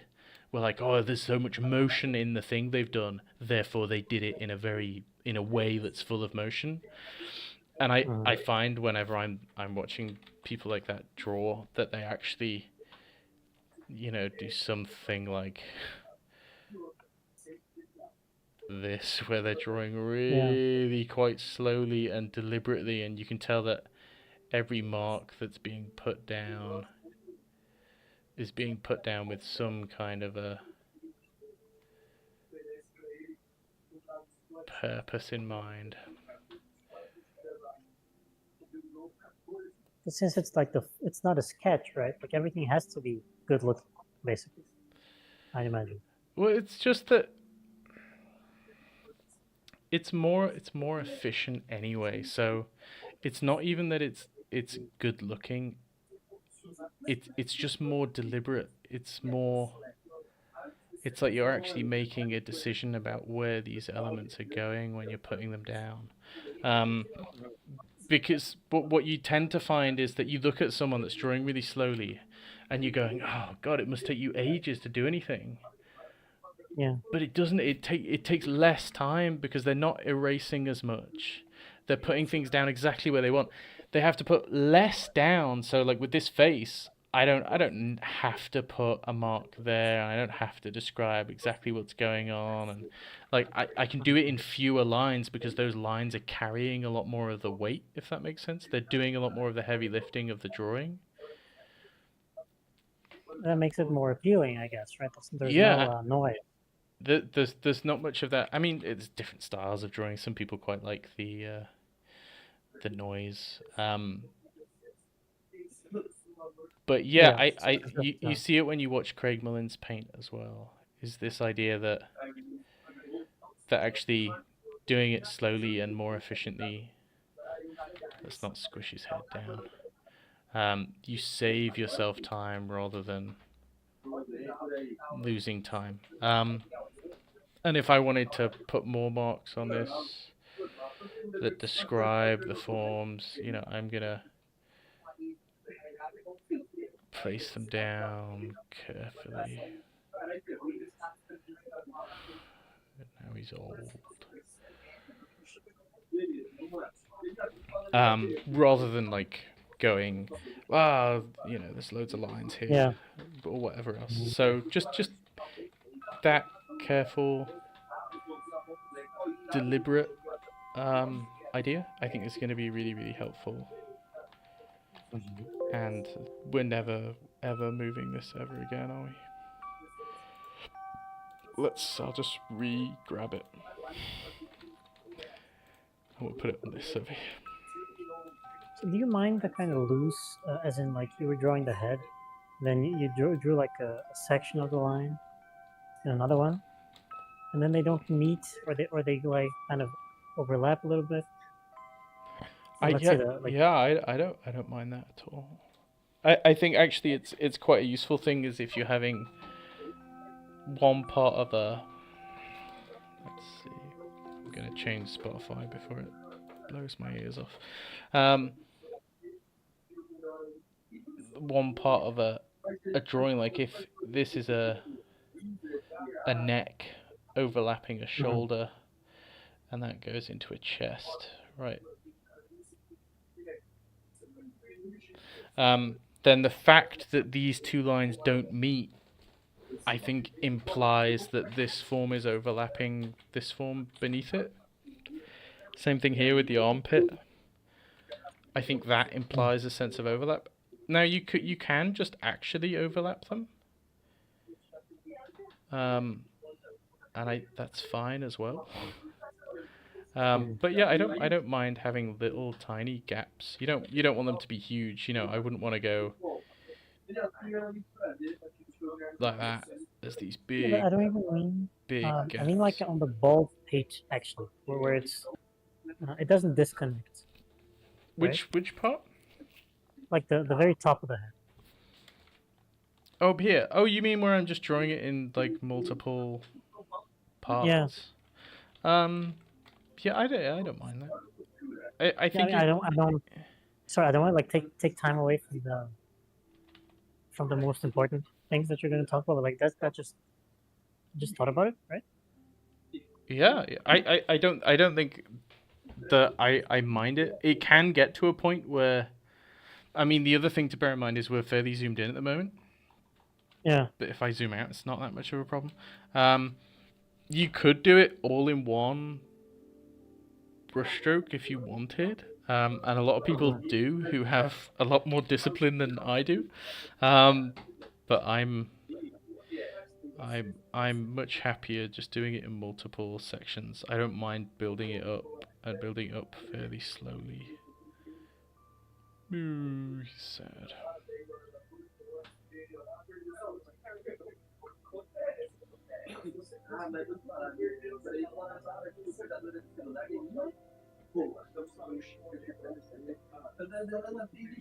That's very appealing, especially like the first one you drew. It's very stylized at the same time. Yeah. But slowly. I think slowly is the key thing. Now, where this falls a little bit short compared with those studies that you were doing, I think is the density of marks that you're making. That's a huge thing. So, look at this tree. Like, we go all the way from having, like, really spaced out marks to a little bit closer together, to really close together, to pitch black. And there's this smooth gradient going on. And this is a pretty zoomed in section of the tree. Whereas here, I feel like none of this is getting to that point. And so all I think it needs is to be worked on a little bit more. Right, so you could break these parts up, and let's say that actually it's getting even more dense down here, where it will reach a point where it's really dense, right? Right. And that might make it feel a little bit more solid as it's going down. So you're using gray, right? Well, I've got pressure opacity on, which is, yeah, maybe that's not what you want to go for. I don't mind having a little bit of pressure opacity on, because just like you have that density of marks, that you can also just have lightness of marks. I don't think that's such a bad thing. A lot of people sort of set themselves a series of rules before they start an image, where they go, I'm going to use one brush, it's got no opacity jitter, and the only thing I'm allowed to use to show a form is basically density of mark making. And then you'll have another person that goes, oh, I'm gonna have size jitter, I'm gonna have opacity jitter, and I'm gonna show a form by my lights getting lighter, my marks getting lighter rather than more spaced apart, if that makes sense. So there are 100 ways to skin a cat. There's so many different ways to show form in a drawing using line. It just depends on which one you want to go for. I think the main problem that you have is there's not enough contrast between so you're effectively setting yourself out like a value range almost. And over here is like the most dense or the darkest, and then the most light. And I feel like you're just sort of hovering around here, and you're not going. You get little bits under here and on the belt that get much darker, but like, you know, could whole areas of this tree be much darker? Is that going to help sell the form a little bit more? Is a lot of this getting too noisy with lots of different marks going in different directions? You know, maybe actually if we want to look at this character, the tree could be a whole lot simpler, like this grass. You know, it could just be... It could be like a silhouette. And then just a couple of marks across that silhouette. Like that, would that be fine in the context of the image? So I think if you were just drawing a tree on its own, you can really dive in and you can get loads and loads of stuff going and figure out how you want this to look. But maybe in the context of the bigger image, you want it to be simpler and rely more on silhouette and less on this mark making. But it's all dependent on the style that you're going for, isn't it, really? So the idea was to have, then again, certain parts don't work like that. Was to have, say, the clothing on the character have a lot of white space, and they have that the contrast more so through it being simpler than the background. Mm-hmm. Okay. It's kind of like Sleeping Beauty. Okay. Yeah. I think that could work. Maybe you'd want to like flood fill stuff with tone as well. So you're just using line at the moment. Is there anything stopping you saying actually my background is... I mean, I could just use a bigger brush, couldn't I? Actually, there's differences in tone. Like, this is something that happens in comic art quite a lot. Whether it's half tone or whatever else. That might make the character pop a little bit more. But yeah, there's tons and tons of different ways of doing this. And so it's about picking one way and committing to it. Like, it feels... At the moment, this character's got all these really cool jet black shadow shapes going on, which I like, but they're nowhere else. They're not even on the floor where the character is touching the rest of the scene. And so it feels like you're giving yourself that rule that we're talking about, where you're going, here's my rule, I'm going to show off shadows using pitch black. But then you're only applying it to one tiny section of the image. Like maybe if you were saying everything's just pitch black, actually the whole shadow side of this tree would be a bit darker. You know, and do you see how maybe the image becomes a little bit more cohesive when we apply that rule evenly over more of an area? I get the idea that you want the character to stand out by being bolder Doesn't have to be. or whatever. That was a thought, right? But yeah, again, that's just one way of doing it, and so exploring as many different ways of doing it as you can is super cool. But yeah, there you go. I've got to go. Thanks a lot, man. You're welcome. Is it every week? This time? Every Monday, yeah, at the same time. All right. Yeah, very good. Right. Anyone watching the VOD? Thank you for watching the VOD. I'm going to end the stream now. So.